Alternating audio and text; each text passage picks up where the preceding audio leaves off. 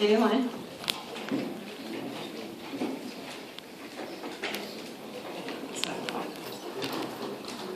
Can you help?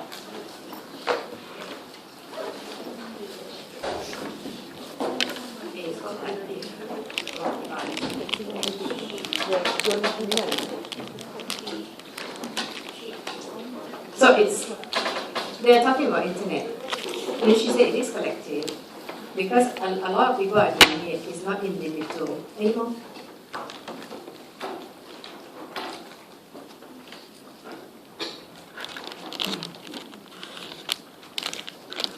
Has it become a norm? Does it have objective reality? Okay, that is a bit hard.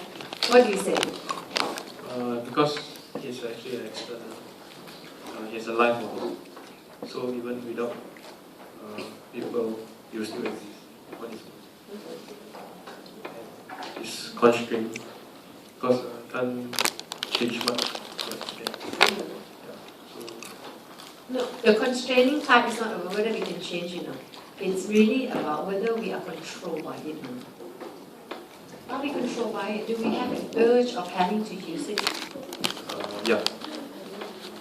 Cannot be.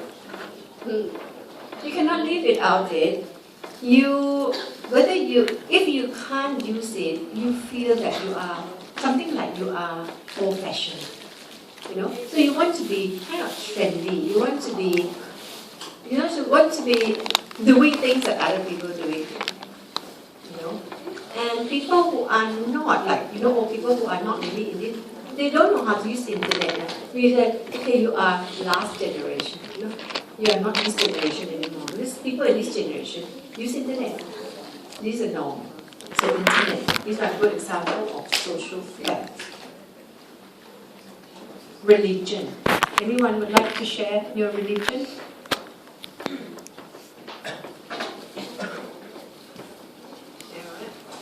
Okay, religion is an example of social fact. Anyone else have to discuss on that? Religion could be another example. What do you say? Religion is a collective action because a lot of people will be involved. Then it's external because it has an existence of its own. Is it correct to say that if nobody is a follower of that religion, it still exists? Don't you think so?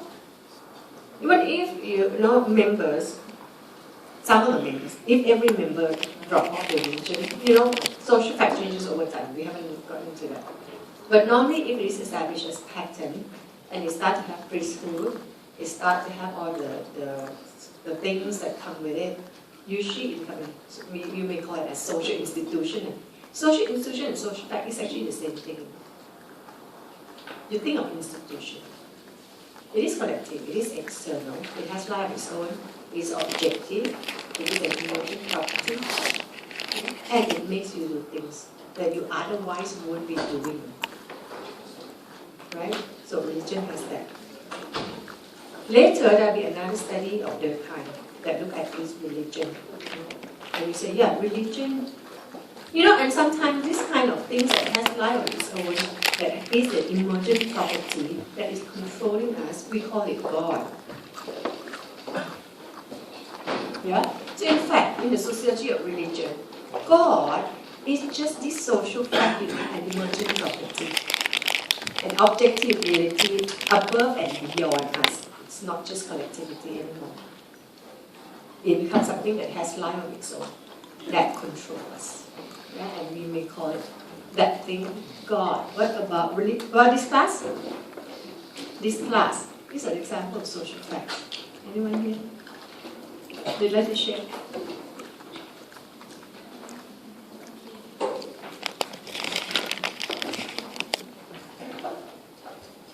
Do you have anything to share with us? No? Do you agree this class is also another example of social fact? Do you this class or religion? Religion. This class, what do you think? Okay, why? Elaborate. Even if I don't come to this class, it will still continue. Okay, good. We are not talking about, this class hard, We are talking about the norm of this class. Okay? We don't need him. We don't need him. We don't need you. You know the class is a class.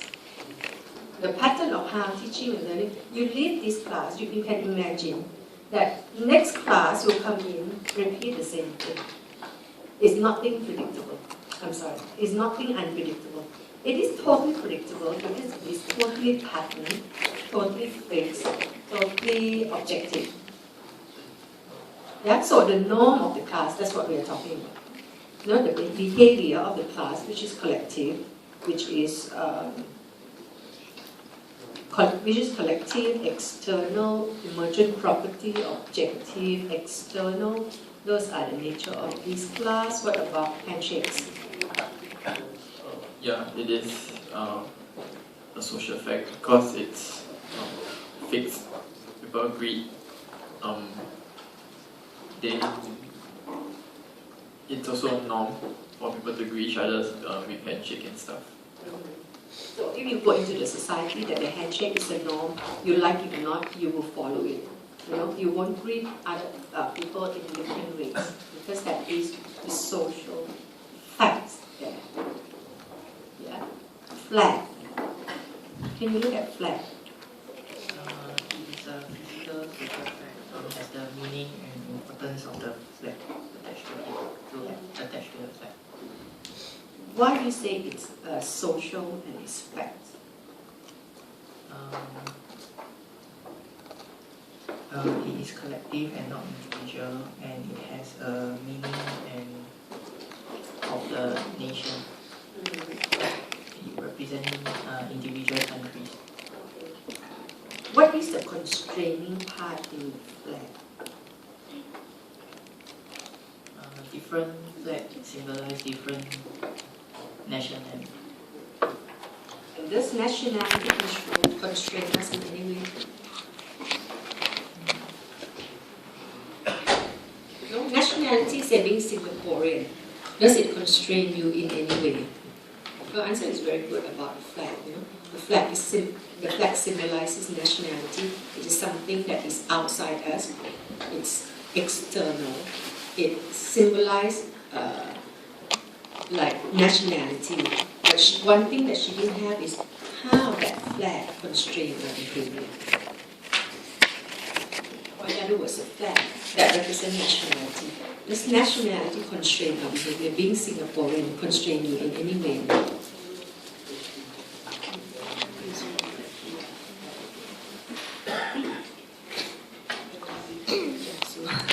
Okay, being Singaporean, you're supposed to be Yesu. Good. If you're not Yesu, you're not Singaporean. Yeah? So you see,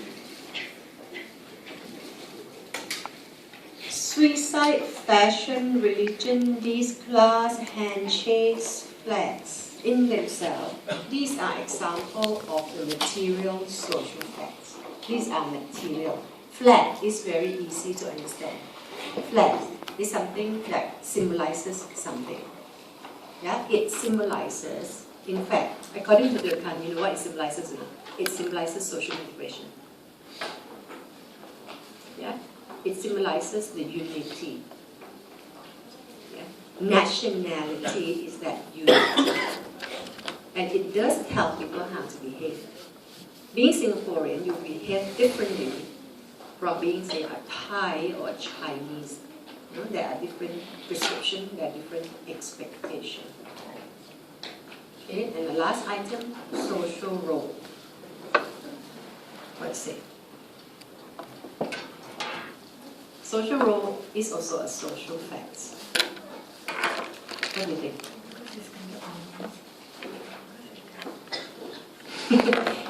Okay. Is it collective? Are you the only student? No. Are there a lot of students? Yeah. Okay, I'm going to give the answer which requires yes and no. That will be easy. So, you are not a student. Student is a collective entity, correct? Okay? Do you have choice? Yes or no, being student? Yes. Go back and study some more. Being student, taking on this role, yeah, a lot of people doing the same thing. Role, is it external, objective, or is something that you can choose? You know, being student, can you choose to do, or you actually follow the norm? Which one? Which one? Follow the norm. You follow the norm, so therefore it has objective reality. Animation property, it has life of its own, so it controls you in any way. Constrain us, but we still have a choice in our decisions. We are still in the decision way. Okay, he says it constrains us, but we still have a choice. The first part that says it constrains us, that is the crime. But we still have choice is not the crime. Yeah? In his opinion. And later there'll be other theorists who will come on and say Durkheim idea is too structured. Durkheim make us very much like puppets of society. The idea of social facts or structuralist idea, structuralism, say that it is a perspective that focuses on structure. And structure is social fact because it's collective, it's constraining, it's external, it's life, its own. We don't have choice.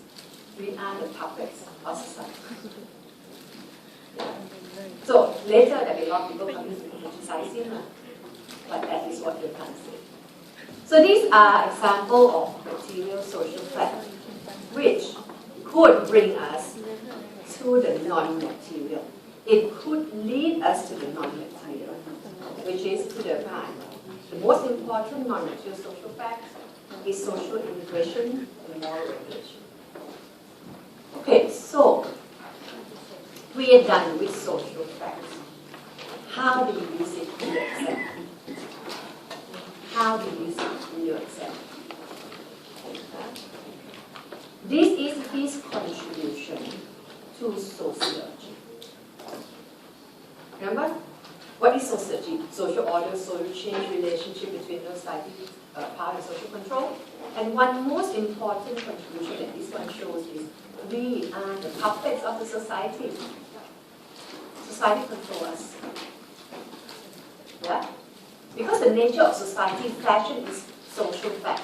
Internet is social fact. Suicide is social fact. Religion is social fact. All these are social facts, and we are controlled by all these in the society. Yeah? So the relationship between us and society is that we don't have choice. Society controls us. Again, that justifies the study of society or social institution. Society is big word. Social institution is smaller word, but they refer to the same thing.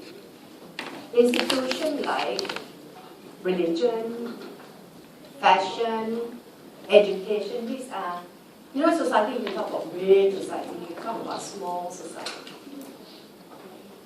And we are the puppets of all this. We don't have choice. That is his contribution to sociology. Relationship between the individuals and society. You clear? Are you clear? Contribution to sociology. Sociology has 4 issues. One is the relationship between individual society. Social fact shows that very well. Or later when you know more, you can say, oh, sociology got macro and micro. Social facts contribute to the macro idea. You can say that as well. Or there are millions of ways to answer the same question. Yeah? One way to say it is that sociology includes macro and micro. And they can help to establish macro structuralism. That's another way to say it. If you can write those down, those could actually be your exam answers. So I'm pointing out to you what each concept can be used in your This is about contribution in terms of macro society. How individuals participate by